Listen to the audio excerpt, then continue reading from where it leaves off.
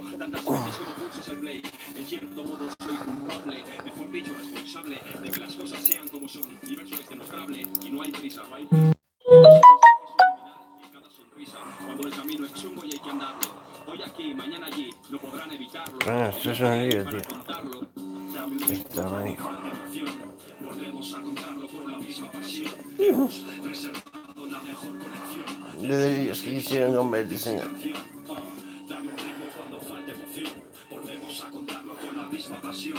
Hemos reservado la mejor conexión de delirios que quisieron convertirse en canción. Vuelvo a marcar mi territorio con meada cual clan. En este micro se cuelga el cartel de no tocar.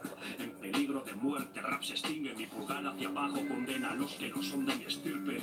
Abre mi vinilo frotándolo con el vaquero. Mi cara se asoma en el mundo sonoro de nuevo. Aguardo la esencia del rap en este tarro. Olor concentrado a dolor, a lágrimas y a enfado. El mundo mostró el poco amor que siente por la tierra. Y eso me enseñó el refrán de que gente igual a mierda. Si canto con gracia a la desgracia, ¿quién es el soso? Si mi estado normal estoy tranquilamente nervioso.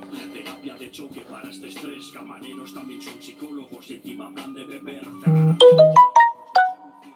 mucha policía y siempre poca diversión. Más o menos todo sigue igual. Rivales filtran peor y el corazón erosionado como roca de mar. Busco confort. Este ilusionista ya no puede más. Retroceso al mono, yo no infra de invierno. Abriga más las... Por favor, seguirme en mi Insta nuevo, tío.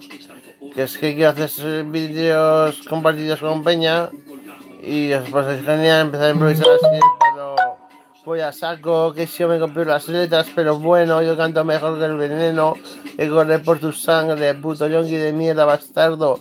Exagerado, la droga se puede dejar y punto. Yo llevo unos años sin drogas y esta vez va en serio. Lo juro por la mamá, por el padre y por el abuelo.